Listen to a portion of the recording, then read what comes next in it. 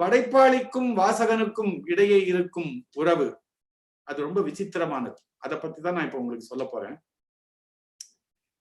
படைப்பாளி தன் படைப்பின் மூலம் படிப்பாளியாகிய வாசகனின் மனத்துக்குள் ஊடுருவி சென்று அந்த மனத்தில் சலன மாற்றங்களை ஏற்படுத்துகிறான். இது ஒரு கருத்து.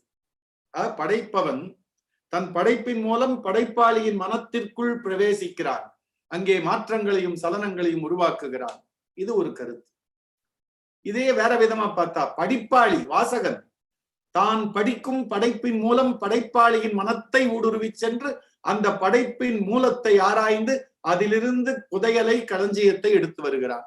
இப்படியும் ஒரு கருத்து சொல்லலாம் இல்லையா? It's a two-way traffic, not one way.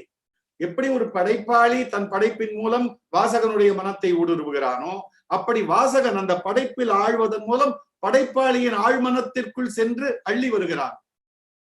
இப்போ இந்த பௌதிக உடல், the physical body, இந்த பௌதிக உடற்கூடாக இல்லாமல் ஒரு படைப்பாளி தன் படைப்பையே தன் உடலாக கொண்டு அந்த நுட்ப உடல் மூலம் வாசகர் மனத்தில் நுழையும் திறத்தை எண்ணி பார்த்தால், இந்த திறம் யாருக்கு இருக்கிறது என்று எண்ணி பார்த்தால் இசை, கலை, இலக்கிய படைப்பாளிகளுக்கு மட்டுமே இந்த திறம் உண்டு.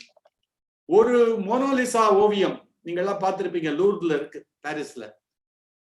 ஒரு மோனோலிசா ஓவியத்தின் மூலம் லியோனார்டோ டா வின்சி எத்தனை மனங்களில் எப்படியெல்லாம் நுழைந்து கொண்டிருக்கிறார்.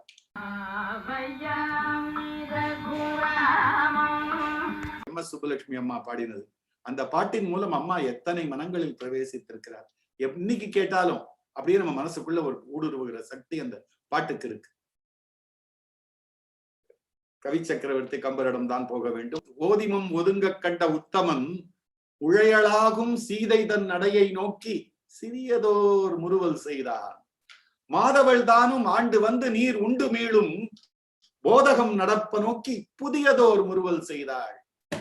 இத படிக்கும் போதெல்லாம் ராமபிரானின் சிறிய முறுவலும் சீதா பிராட்டியின் புதிய முறுவலும் ஆக இரண்டு முறுவல்களாக, இரண்டு கூறுகளாக நானே பிரிந்து இந்த நாடகத்தை நடிப்பது போன்ற ஓர் அனுபவத்தில் மூழ்குகிறேன்.